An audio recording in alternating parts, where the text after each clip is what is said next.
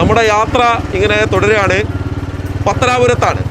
പത്തനാപുരത്ത് ജ്യോതികുമാർ ചാമക്കാലയും നമ്മളും ഈ നാടൊന്ന് കാണാൻ പോവാണ്. എന്നിട്ട് എങ്ങനെയുണ്ട് നമ്മളെ ഈ നാട്ടിലെ ഏറ്റവും പ്രധാനപ്പെട്ട ഒരു കേന്ദ്രം എന്താണ്? ഇവിടെ ഏറ്റവും കൂടുതൽ കൃഷിയാണ്. കൃഷി തോട്ടം മേഖലയുമാണ്, മലയോര മേഖലയാണ്. നിലമ്പൂർ വാർ റൂമിലായിരുന്നു. അതെ, അപ്പൊ അതേപോലെയുള്ള തന്ത്രങ്ങളും കാര്യങ്ങളും ഇവിടെ ഉണ്ടോ? അതൊക്കെ ഈ പിന്നെ എന്താ പറയുന്നത്, ട്രേഡ് സീക്രട്ട് പുറത്തു പറയാൻ പാടില്ല. മൊത്തത്തിൽ എന്താ ഒരു ട്രെൻഡ് ഇപ്പൊ? ഇപ്രാവശ്യം UDF അനുകൂലമാണ്. എല്ലാ അർത്ഥത്തിലും UDF അനുകൂലമായ ഒരു സാഹചര്യമാണ് നിലവിലുള്ളത്. കാരണം അതിനകത്ത് സംസ്ഥാന ദേശീയ രാഷ്ട്രീയം വിലയിരുത്തിയാലും പ്രാദേശിക രാഷ്ട്രീയം വിലയിരുത്തിയാലും എല്ലാം UDF അനുകൂലം തന്നെയാണ്.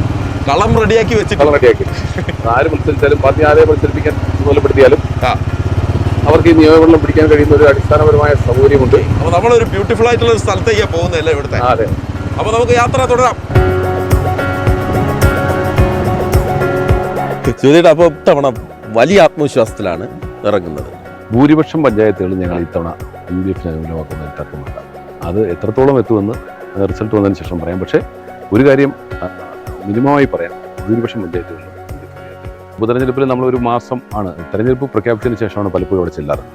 പിന്നെ അവിടുത്തെ പ്രാദേശിക നേതാക്കന്മാരെയൊക്കെ പരിചയപ്പെട്ട് ആ സിസ്റ്റം കയ്യിലെടുക്കാൻ തന്നെ കുറച്ച് ദിവസം എടുക്കും. ഇവിടെ അങ്ങനെയല്ല. ഇവിടെ എനിക്ക് ചിരപരിചിതരായിട്ടുള്ള സഹപ്രവർത്തകരാണുള്ളത്. അവരുമായി ചേർന്ന് വളരെ പെട്ടെന്ന് ഈ തെരഞ്ഞെടുപ്പിലേക്ക് നമ്മുടെ പാർട്ടിയുടെ മെഷീനറി നീക്കിക്കൊണ്ടുപോകാൻ വളരെ എളുപ്പമായിരുന്നു. പക്ഷേ ആ അർത്ഥത്തിൽ ഞങ്ങൾ പരിപൂർണമായും വിജയിച്ചിട്ടുണ്ട്. ഒരു സ്ഥാനാർത്ഥി അല്ലെങ്കിൽ സ്ഥാനാർത്ഥിയുടെ ഏജന്റ് പാർട്ടിയോട് ആവശ്യപ്പെടുന്ന അല്ലെങ്കിൽ നമ്മുടെ മുമ്പിലേക്ക് പ്രേസ് ചെയ്യുന്ന ഇഷ്യൂസ് അതേതായാലും ഞങ്ങൾ 24 മണിക്കൂർ മുമ്പിൽ പരിഹരിക്കുന്നുണ്ട്. നിയമസഭാ തെരഞ്ഞെടുപ്പിന്റെ ഒരു മോക്ക് ഡ്രില്ലാണ്. അല്ല, ഇവിടെ UDFന്റെ ഒരു കോൺസ്റ്റിറ്റ്യുവൻസിയാണ്.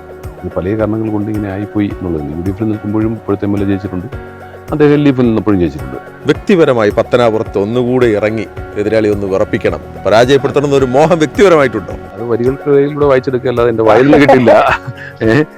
എന്നെ സംബന്ധിച്ച് ഞാൻ തോറ്റതിന് ശേഷം ഈ പറഞ്ഞതുപോലെ ഇവിടെ തന്നെ നിലനിന്നിട്ടുണ്ട്. ഇനി അതിനെ സംബന്ധിച്ച് തീരുമാനമെടുക്കേണ്ടത് പാർട്ടി തന്നെയാണ്. അപ്പോൾ സ്വർണ്ണക്കൊള്ള വിഷയം കോൺഗ്രസ് വലിയ സജീവമായി, UDF വളരെ സജീവമായി ഉയർത്തിയെങ്കിലും അതിനെ മറികടക്കുന്നതായി പോയല്ലോ രാഹുൽ വിഷയം. ശ്രീകോവിലിൻ്റെ ഈ പറയുന്ന സ്വർണ്ണക്കൊള്ളയുമായി ബന്ധപ്പെട്ട് അത് രാഹുലിൻ്റെ വിഷയമായിട്ട് ഒരിക്കലും കമ്പയർ ചെയ്യാൻ പറ്റില്ല. കാരണം അത് വിശ്വാസികളെ വഞ്ചിച്ച ഒരു വിഷയമാണ്. അതിനകത്ത് സർക്കാരും ദേവസ്വം ബോർഡും ഇടതുപക്ഷത്തിൻ്റെ ദേവസ്വം ബോർഡും സജീവമായി ഇടപെടുകയും പങ്കാളികളാകുകയും 2 ദേവസ്വം ബോർഡ് പ്രസിഡന്റുമാർ, മുൻ MLA ഉൾപ്പെടെ CPMന്റെ ഉന്നതരായ നേതാക്കൾ ജയിലിൽ കിടക്കുന്ന ഒരു സംഭവമാണ്. രാഹുലിൻ്റെ വിഷയം വ്യക്തിപരമായി അദ്ദേഹത്തിൻ്റെ ഭാഗത്തുണ്ടായിട്ടുള്ള ചില നടപടികളെ സംബന്ധിച്ചുള്ള തർക്കമാണ്. നോക്കൂ, അവിടെ കാണേണ്ട ഒരു കാര്യം, കേരളത്തിലെ രാഷ്ട്രീയ ചരിത്രത്തിൽ ആദ്യമായി പരാതിക്കാരി പോലും പരസ്യമായി വരുന്നതിന് മുമ്പ് തന്നെ നടപടിയെടുത്ത ഏക പ്രസ്ഥാനം ഇന്ത്യൻ നാഷണൽ കോൺഗ്രസ് ആണ്. മറിച്ച് മുകേഷിന്റെ കാര്യത്തിലോ ഞങ്ങൾ ആരെയും ഈ വിഷയത്തിൽ സംരക്ഷിക്കില്ല എന്ന് മാത്രമല്ല, ഞങ്ങളുടെ മുതിർന്ന നേതാക്കളെല്ലാം പറയുന്ന ഒരേ സ്വരത്തിൽ പറയുന്നത് നടപടി. അപ്പോൾ നമുക്ക് വീണ്ടും ഞങ്ങളെ ഇലക്ഷൻ തൽക്കാലം തദ്ദേശം കഴിഞ്ഞിട്ടുള്ളൂ. അടുത്ത നിയമസഭാ തെരഞ്ഞെടുപ്പ് നമ്മൾ ഇതുവഴി വീണ്ടും വരും. കാണണം. അതിലുണ്ട് വരികൾക്കിടയിൽ വായിക്കണം എന്ന് അദ്ദേഹം നേരത്തെ പറഞ്ഞു. നമ്മളെ യാത്ര തുടരുകയാണ്.